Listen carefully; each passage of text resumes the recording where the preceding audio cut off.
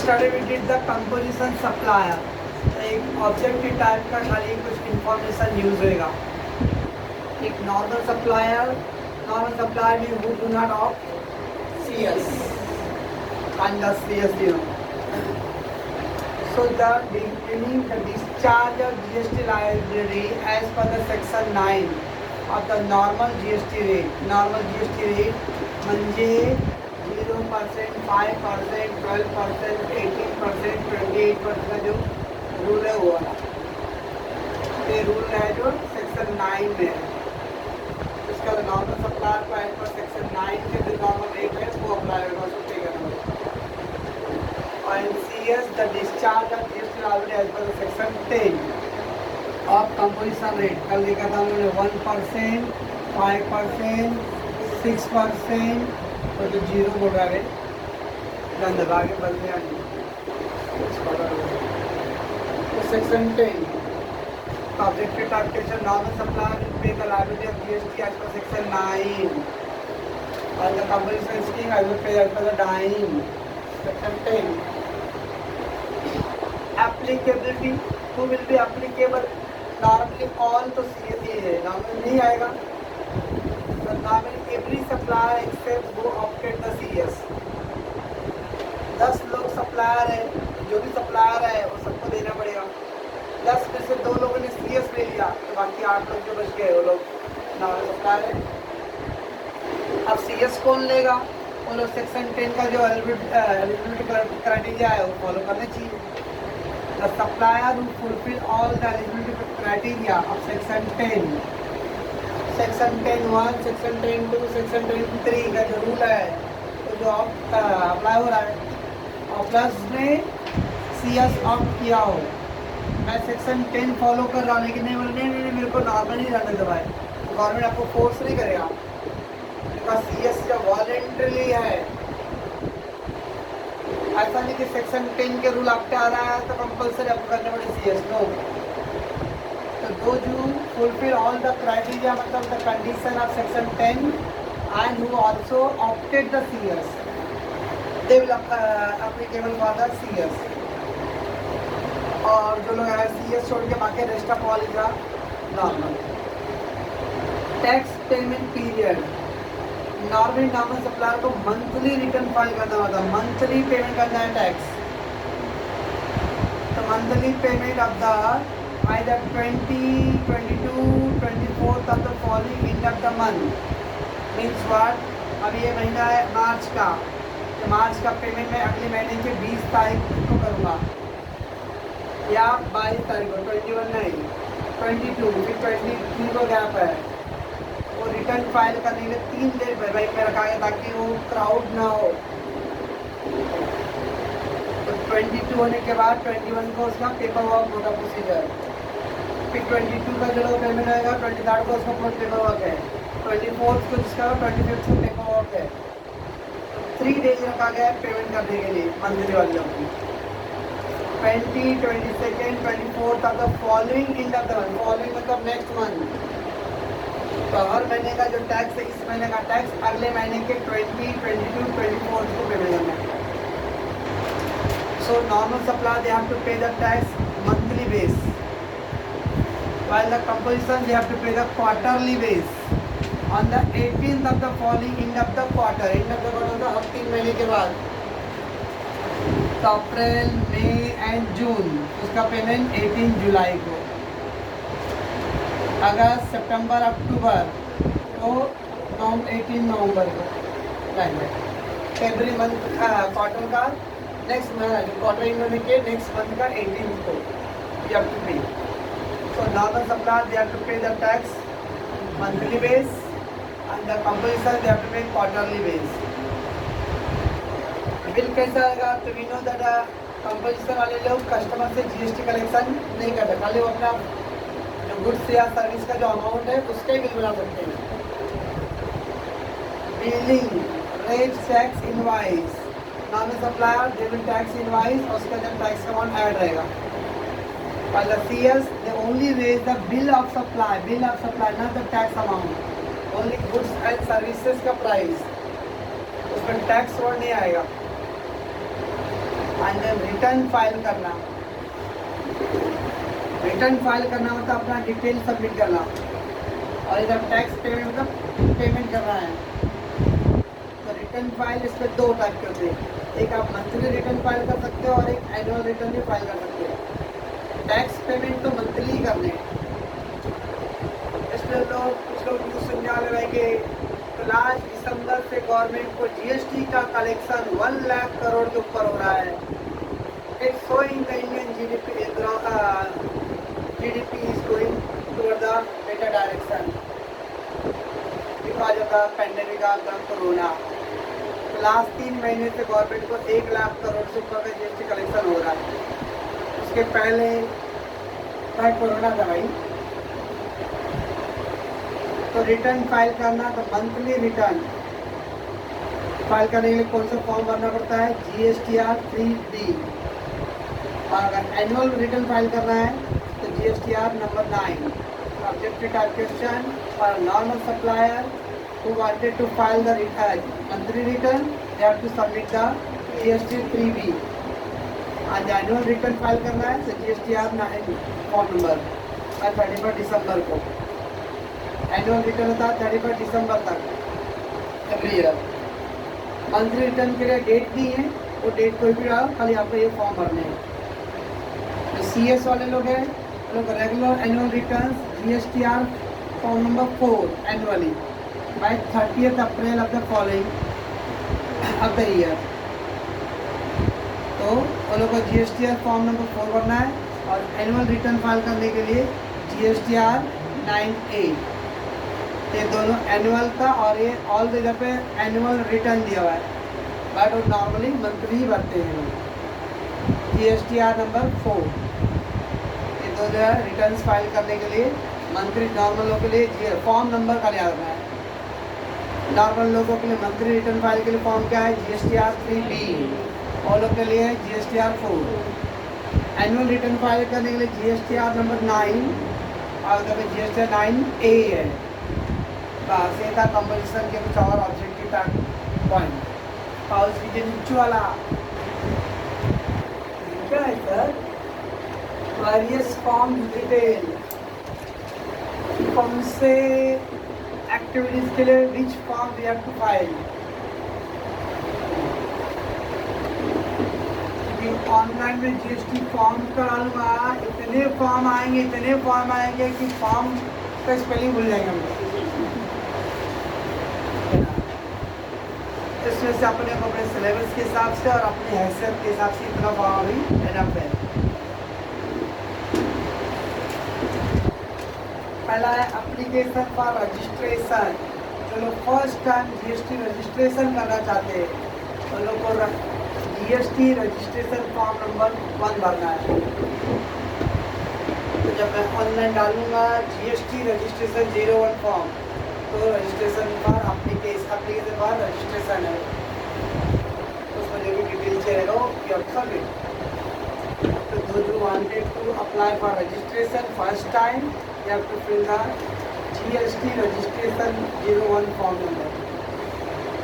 Objective type question आया, the applicant for registration need to file dash form। तो GST एक और तो सब कॉमन है, GST 1 नंबर फॉर्म।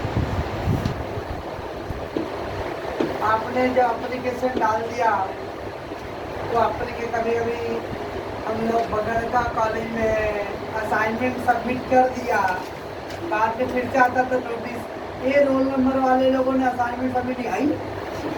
अपने पैरों तले जमीन नहीं, अपने पैरों तले कॉलेज नहीं तक जाता था। तो पहला कॉपी का पेज का जेरॉक्स करके उस पर ठप्पा मरवा लेने का, भाई मैंने सबमिट किया हूँ। वैसे जब आपने एप्लीकेशन डाला रहेगा तो वहाँ से आपको एक एक्नॉलेजमेंट रसीद आएगा, तो मोबाइल में मैसेज आएगा, कोड OTP डाल के आपको रजिस्ट्रेशन नंबर फॉर्म नंबर 2 का एक एप्लीकेशन आएगा। वो शो होगा कि आपने एप्लीकेशन फॉर्म सबमिट किया है, उसका एक प्रिंट आउट निकाल कर रख लो। क्योंकि उसके बाद जब सर्टिफिकेट नहीं आएगा विद इन दैट टाइम, तो आपको बताना पड़ेगा कि भाई कि मैंने भी फॉर्म सबमिट किया हूँ। तो एक्नॉलेजमेंट की इलेक्ट्रॉनिकली एक्नॉलेजमेंट आता रजिस्ट्रेशन एप्लीकेशन। आपने जो एप्लीकेशन डाला था उसका एक्नॉलेजमेंट रिसीव किया, यू हैव अप्लाइड फॉर। इसके लिए नंबर 2 फॉर्म, तो ये जब फॉर्म फिलअप करना तो ऑटोमेटिक उसका प्रिंट आउट मेरे को दिखेगा वहाँ पे। आज you can take the print out.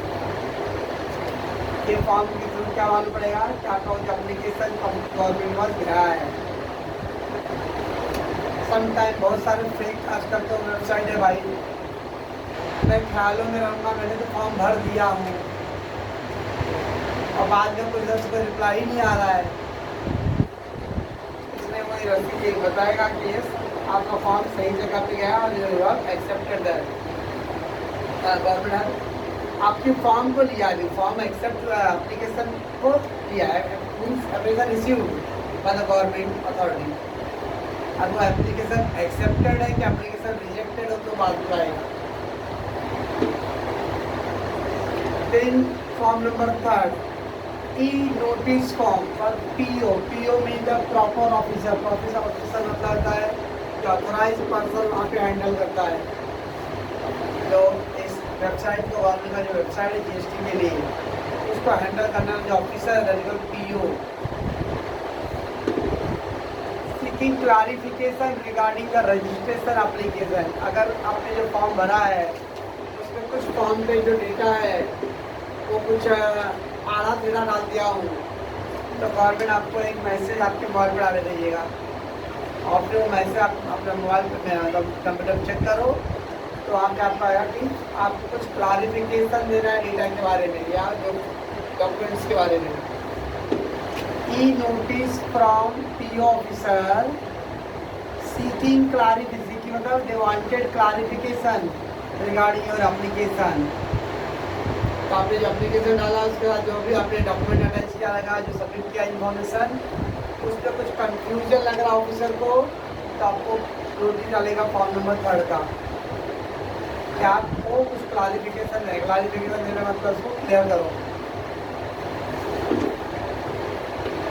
Form number 4 आप अपना क्लैरिफिकेशन, ये क्या है ऑफिसर ने इशू किया था फॉर्म, अब उसके हिसाब से आपको अपना क्लैरिफिकेशन सबमिट करना है। Form number 4 E clarification detail provided by the applicant.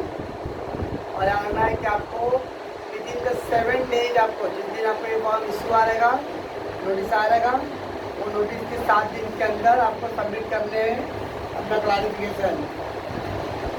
So e clarification or detail provided by the applicant submitted by the reply electronic within the 7 days। जिस दिन आपको फॉर्म नंबर 3 आया है उसके 7 दिन के अंदर आपको फॉर्म नंबर 4 सबमिट करना है। फॉर्म नंबर 4 क्या है, ये आपका क्लैरिफिकेशन। मैं ऑफिसर हूँ तो मैंने फॉर्म नंबर 3 आपको रिलीज किया रहेगा, कहता मैं चाहता आप क्लैरिफाई करो आप मुझे जो क्योंकि अल्टीमेटली आमने सामने तो हो नहीं रहा है, ऑफलाइन ये ऑनलाइन ही हो रहा है तो आपको भी ऑनलाइन डॉक्यूमेंट सबमिट करने हैं। Registration number 4 for clarification. So dash form will be issued by the PO officer for asking the clarification on number 3. Dash form will be submitted by the applicant for clarification on number 4. Form number 5 आपका clarification से संतुष्ट नहीं है तो आपका application reject हो जाएगा। Rejection of registration तो स्टेप बाय स्टेप जा रहा है। पहले आपने अप्लाई किया, आपका एप्लीकेशन एक्सेप्ट हुआ रहेगा तो गवर्नमेंट ने एक रसीद दिया रहेगा एक्नॉलेजमेंट रिसीप्ट। उस फॉर्म में सारे डॉक्यूमेंट और जो इन्फॉर्मेशन दिए वो लग रहा है उसको कन्फ्यूजन कुछ लग रहा है तो क्लैरिफिकेशन का गवर्नमेंट इशू करे नोटिस। गवर्नमेंट मतलब ऑफिसर आप वो क्लैरिफिकेशन का जवाब दे रहे हो फॉर्म नंबर 4। आपके क्लैरिफिकेशन से गवर्नमेंट मतलब संतुष्ट है, सेटिस्फाई है तो और अगर सेटिस्फाई नहीं रहेगा तो वही आपका रजिस्ट्रेशन कैंसिल होएगा। कैंसिल रिजेक्ट हो जाएगा फॉर्म तो रिजेक्शन। और अगर सेटिस्फाई रहेगा तो फॉर्म नंबर 6 आएगा, इशू ऑफ रजिस्ट्रेशन सर्टिफिकेट। आपके क्लारिफिकेशन से सेटिस्फाई है तो लेकिन फॉर्म नंबर 6 देगा आपको, आप पहले 5 ही देगा, 6 देगा, पहले झटका देगा बाद में देगा। जिन लोग का रिजेक्ट हो उन लोग को ये फॉर्म जाएगा, जिन लोग का एक्सेप्ट हो गया रहेगा तो लोग को इशू ऑफ सर्टिफिकेट का फॉर्म जाएगा। ये था आपका रिगार्डिंग द रजिस्ट्रेशन प्रोसीजर के फॉर्म। सर आगे क्या है, अगर रिजेक्ट हुआ तो आपका हक बनता है कि भाई मैं ये जानने के लिए क्यों रिजेक्ट हुआ, रीजन ऑफ रिजेक्शन। तो फॉर्म नंबर 7, 8 आएगा उसका जो form number 14 application for amendment of registration certificate.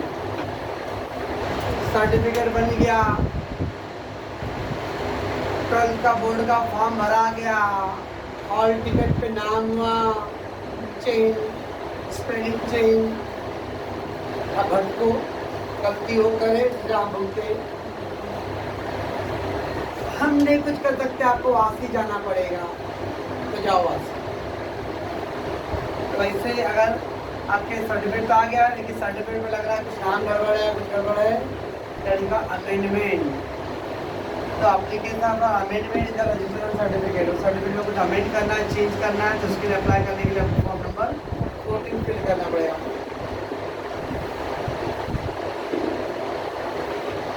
Then form number 15 order for amendment, उसका वो चेक करेंगे आपका जो अमेंडमेंट है तो उसको ऑफिसर जो पीओ है वो अमेंडमेंट के लिए एक्सेप्ट करता है। Okay. Form number 16 application for cancellation of registration certificate. आपको अपना बिजनेस अब नहीं करना भाई रीजन, तो अपना सर्टिफिकेट कैंसिल करवा दो।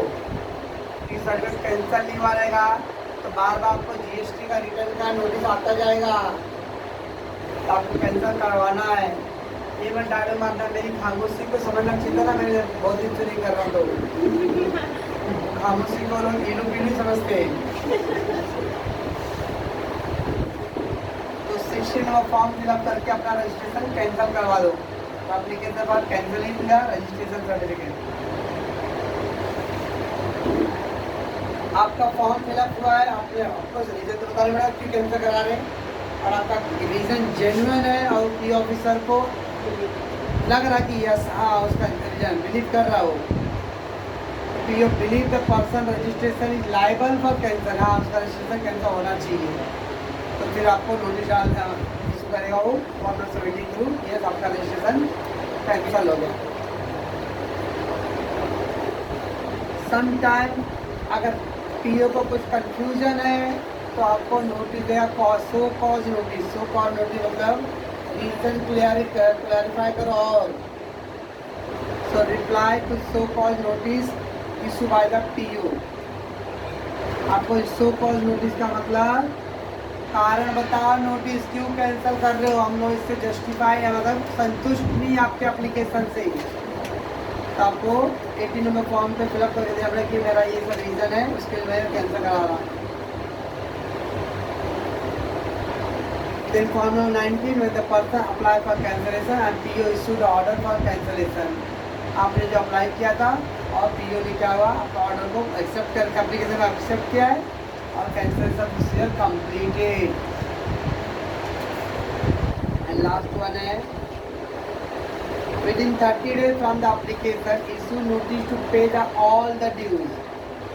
एप्लीकेशन आने के बाद सारा ड्यूज पे करने के लिए पहले बोलिए कैंसिल होने से पहले, बाकी ऐसा ना कि पूरा लाइबिलिटी बाकी था और हमने कैंसिल करवा लिया। तो जब भी कैंसिलेशन आएगा तो पहले आपको पीछे का सारा पेमेंट करने बोलेगा वो विदिन 30 डेज। अगर बाई चांस कभी पेमेंट कर दिए रहते, जैसे लाइट बिल हम लोग पे कर देते, 4 तारीख का डेट है, 5 तारीख को पेमेंट किए हो,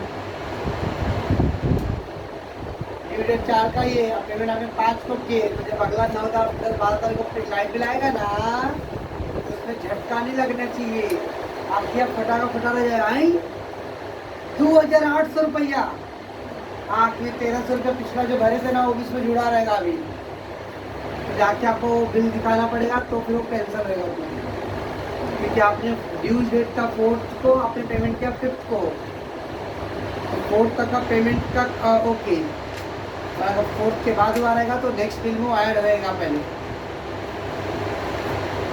बिल भी ऐड होगा और 1 महीने का इंटरेस्ट भी ऐड करेगा लोग। इसमें जब 4 ये संस्कार ट्यूटोरियल नहीं है, ठीक है ना, कि ड्यू के बाद भी ड्यू होता रहता है। ये अडानी है, ऐसा बोलते हैं। फ्री में तो मस्त है, वैसा मत चाहिए। देखा वेरियस फॉर्म स्वाहा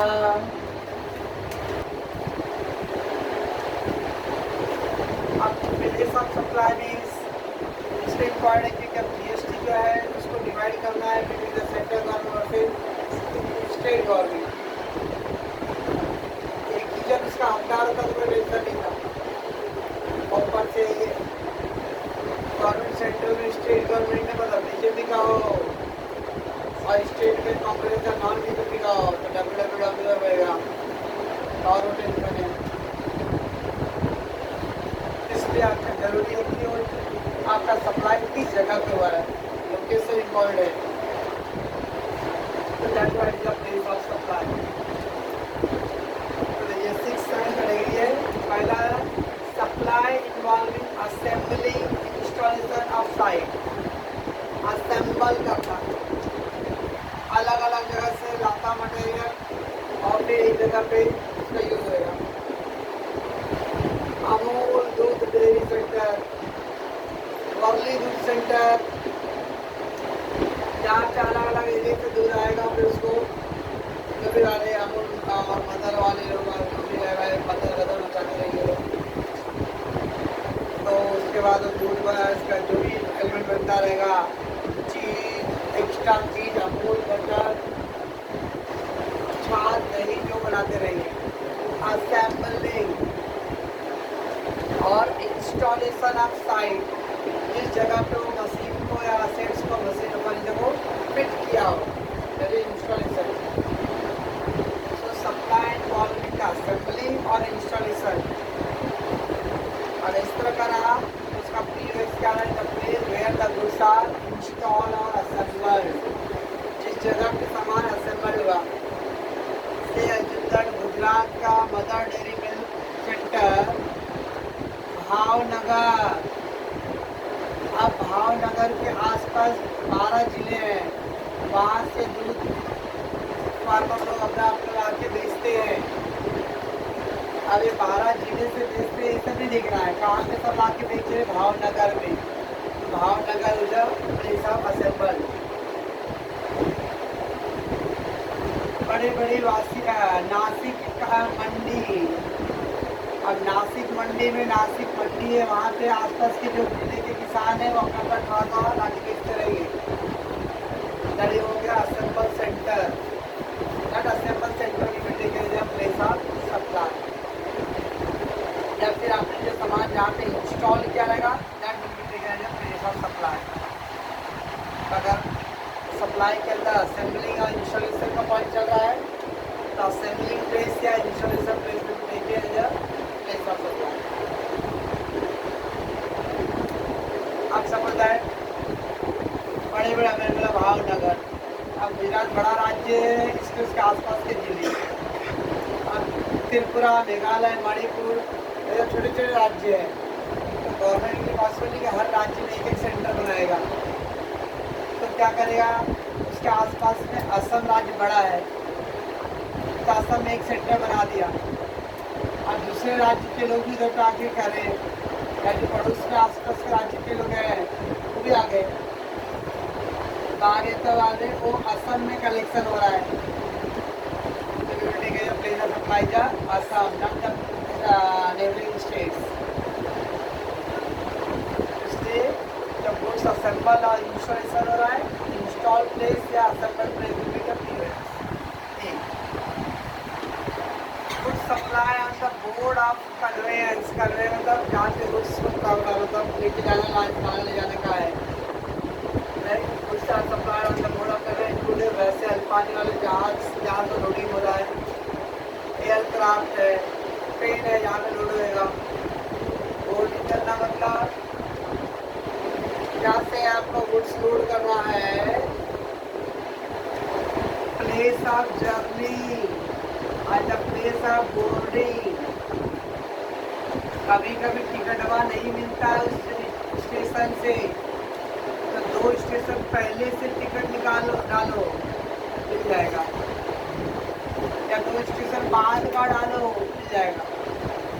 अब मेरे को स्टेशन, मैंने कुर्ला से टिकट निकाल लिया, लेकिन मैं कल्याण में ट्रेन पकड़ूंगा मैं, तो कल्याण जब प्लेस ऑफ बोर्डिंग, और मेरा टिकट कुर्ला से है, तो कुर्ला से मेरा रिजर्वेशन सीट कुर्ला से है, एक खाली रहेगा। इसलिए यारे अगर बोर्डिंग प्लेस नहीं लिखा रहूँगा कल्याण में, अगर कुर्ला में पैसेंजर नहीं है, थाने में भी नहीं आया, टीटी क्या करे 400 रुपये लेके वो दे देगा CTCR को, आप दोनों झगड़ा करो, टीटी तो कहीं सो रहा है मस्त। इसलिए बोर्ड ऑफ प्लेसिंग, अब वो बोर्ड लिखा है कि कल्याण में चढ़ेगा पैसेंजर, इसका मतलब यहाँ तक टेम्पररी इसमें तक तो सीट दे सकता है, या कोई भी यूज़ कर सकता है, और वहाँ बोर्डिंग प्लेस से फिर उस पर्टिकुलर पैसेंजर का है। तो बोर्ड मतलब लोडिंग करना, तो कहाँ पे आपके जहाज पे सामान से एग्जाम्पल डॉकयार्ड है, वर्सोवा है, यहाँ से सामान पाने वाले जहाज पे लोड होएगा। एयरक्राफ्ट जहाँ पे भी एयरपोर्ट है,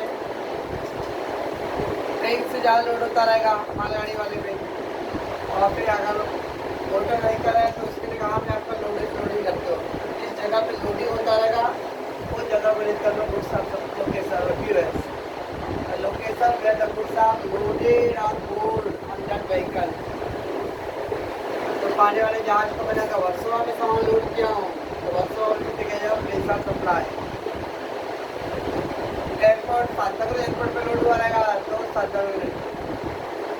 ट्रेन अगर बोरोवली में ट्रेन पे लोड किया हूँ, बोरोवली में the POS। In movement of goods by supplier or receiver or by any other person, goods move हो रहा है, movement होता है one place to another place। PS, the place where the goods are terminated for delivery। terminate मतलब आखिरी जगह जहाँ पे आपका गुड्स का डिलीवरी होगा, terminate मतलब dismiss, you are terminated, ये आखिरी प्लेस है जहाँ पे गुड्स डिलीवर होने वाला, उसके बाद नहीं। Last place of delivery, terminated of delivery मतलब इसके आगे अब वो डिलीवर नहीं हो सकता है, ठीक है। तो अगर गुड्स मूव हो रहा है तो आखिरी प्लेस ऑफ डेस्टिनेशन हो सकता है, या जैसे हम लोग ऑनलाइन बुकिंग चूरन देते टू सर्विस देने के लिए, प्लेनिया में तो दुनिया को तो अड्डा बन गया है ऑनलाइन डिलीवरी का, अय्यप्पा मंदिर है, सिद्धिविनायक मंदिर, तो दुनिया को जगह आमद बानी, तो फेंकने के लिए बोल सकते लोग भाई, अनेक बड़े लोग से घर के अंदर घुस जाते हैं, बाकी लोग को तो भाई इधर बुलाते हैं।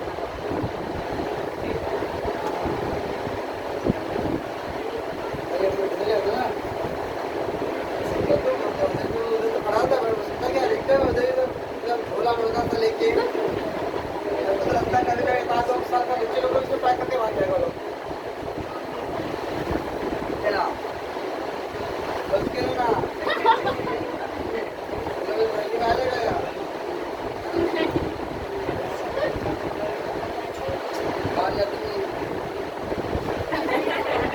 मंगाने की बात नहीं कर रहा हूँ, तेरे को लेके एक्सपोर्ट कर देंगे। No movement of goods, no movement मतलब गुड्स मूव नहीं हो रहा है, so where location at the time of delivery,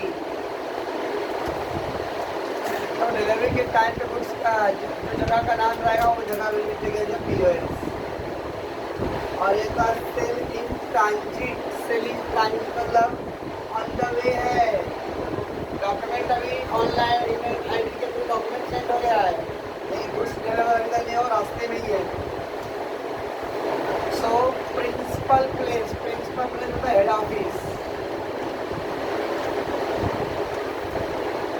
principal place mean the head office of the business और थर्ड पर्सन।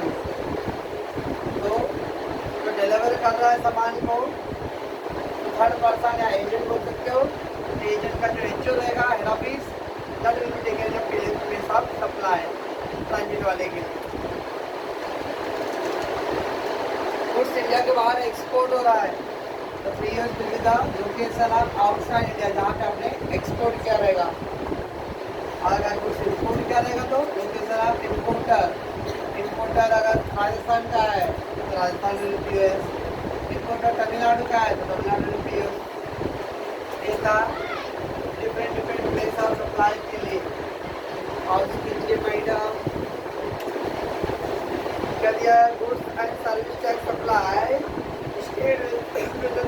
सप्लाई और गुड्स और सर्विस। अरे अपने को पढ़ना है और ये बताना है कि वो गुड्स है कि सर्विस है, ठीक है।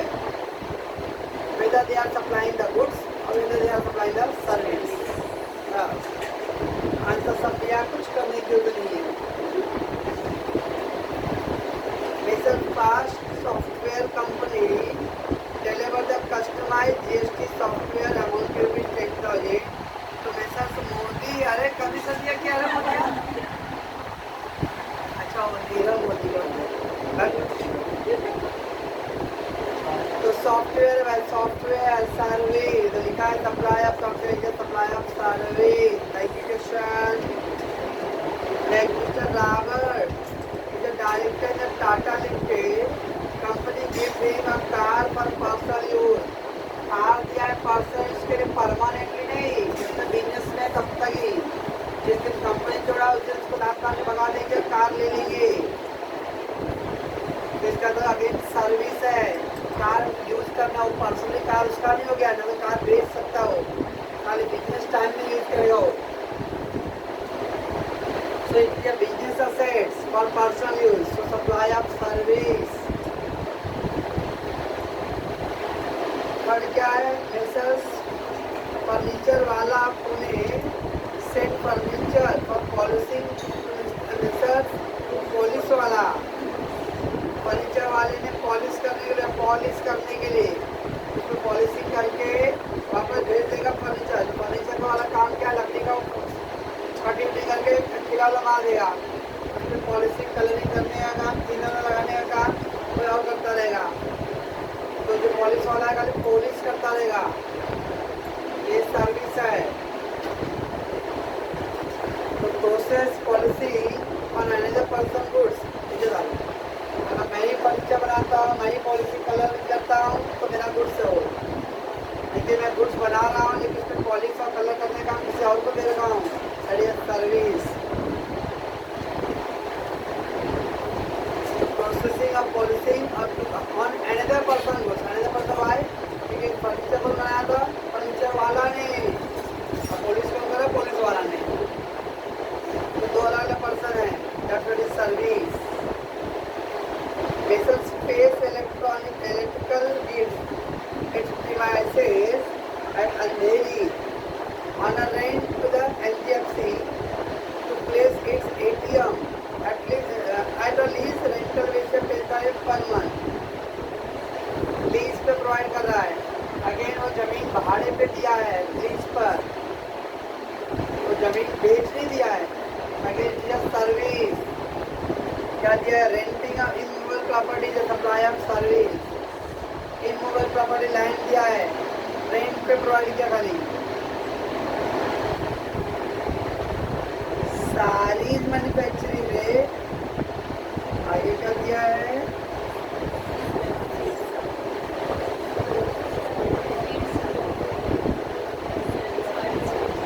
कुछ तो रहेगा थोड़ा भाई। सारी मैन्युफैक्चरिंग, सारी to job worker for delaying the various dyeing the various color। आगे कुछ है तो other colour, sari manufacturing company से कलर वेरियस और प्रिंटिंग करने के लिए उसके डाइंग से करने पर तो आगे क्या है, सप्लाई ऑफ सर्विस है। तो सब सर्विस से जुड़ना सोचना। A local club supplies snacks etc to its member during monthly meeting for a nominal payment। Club में अपने मेंबर लोगों को सर्विस प्रोवाइड करना, snacks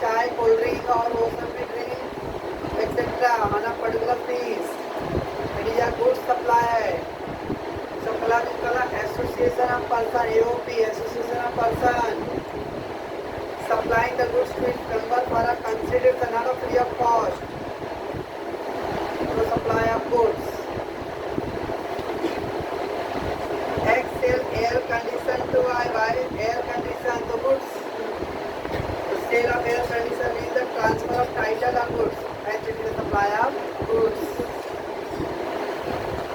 X owns a computer which he बाप रे he rent to it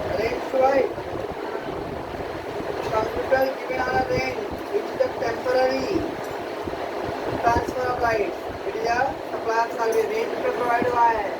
computer rent पे मिलता है ना.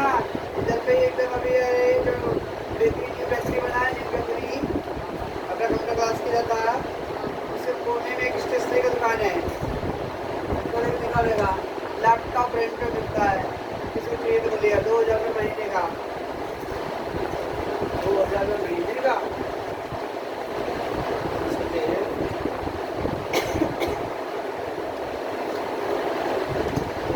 और 2000 देख के आगे नया लैपटॉप आगे दे दो भाई. अगर खराब कर देगा नहीं वाला उसका भी लेना चाहिए.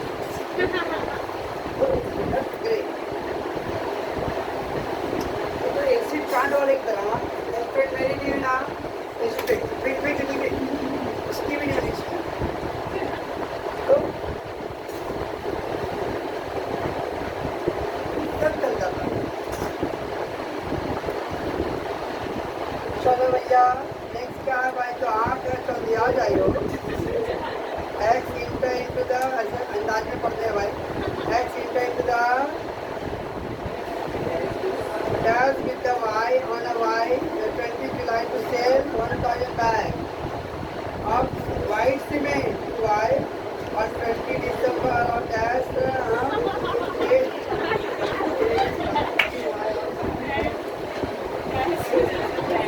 will transfer on a payment of full consideration.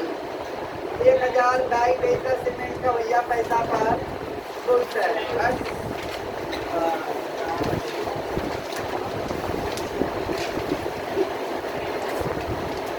लवकर X owns a vacant land which he leases to I for 3 years on a rate of 12 lakhs per annum. क्या गया भैया एक नंबर प्रॉपर्टी दे रहा था सर्विस भाड़े में दे रहा. तो घर पे भी एक दूसरे का हाथ थामा जा रहा भाई.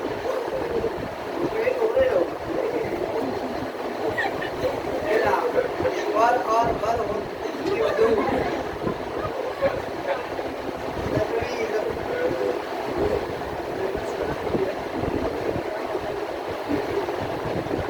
X Limited is a publishing the house. It gives printed sheet of a book to Y. Does binding work for X Limited for a consideration 50 per book. अब क्या है X क्या कर रहा है. पब्लिशिंग हाउस है बुक पब्लिश करता है. और बुक पब्लिश करके वाई को दे रहा है क्या करने के लिए बाइंडिंग करके देने के लिए. तो वाई बाइंडिंग सर्विस प्रोवाइड कर रहा है दूसरे के बुक्स के ऊपर. Supply of service.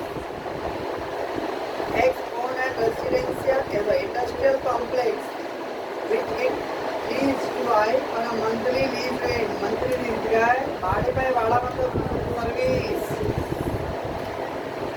And is an managing director of Jet Limited.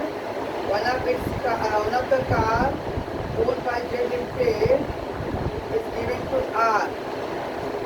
A friend of N for a person travel to